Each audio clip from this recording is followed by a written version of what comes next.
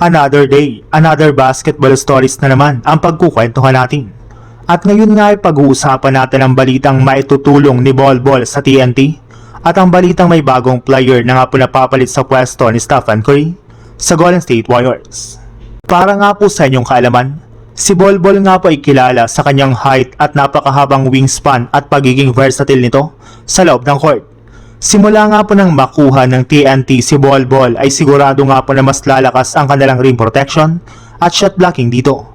Bukod nga po sa depensa ay magkakaroon nga po sila ng mismatch advantage sa opensa since meron nga po itong shooting sa mid-range at 3-point line.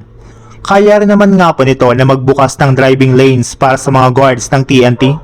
Since sa kabila rin nga po ng kanyang height ay mabilis rin naman nga po itong gumalaw sa loob ng court kaya makakasabay ito sa mga ginagawang fast break ng team. Kaya swak nga po talaga siya sa high tempo style ng kanilang kupunan.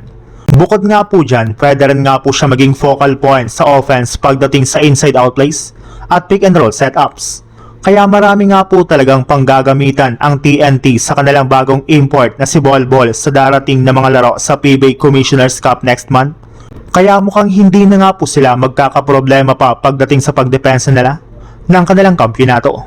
Sa ibang balita naman, dahil nga po hindi na naman makakapaglaro si Stephen Curry sa lineup ng Golden State Warriors sa kanilang mga susunod na game, bunsod ang pagkakaroon nga po nito ng bone bruise sa kanyang tuhod, ay kailangan nga po talaga ng JSW na maghanap ng player na papalit sa kanyang pwesto at pansamantalang maunguna sa kanilang team pagdating sa scoring.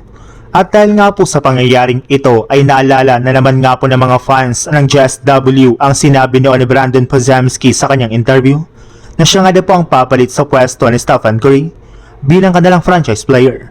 And since nga po wala ngayon si Stephen Curry ay pagkakataon na nga po niyang patunayan ang kanyang sarili at panindigan ang kanyang sinabi noon na siyang papalit sa kanilang superstar.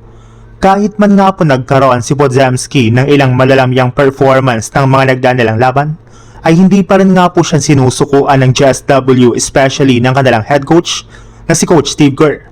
Binibigyan para naman nga po ito ng malalaking playing time kahit man nagkakaroon siya ng ilang mga walang kwentang turnover at pagkakamali sa kalagitnaan ng kanilang laban na siyang pumuputol ng kanilang momentum. Kaya kailangan na nga po napatunayan ni Podziemski na deserve nga po niyang magkaroon ng malaking minuto sa Golden State Warriors.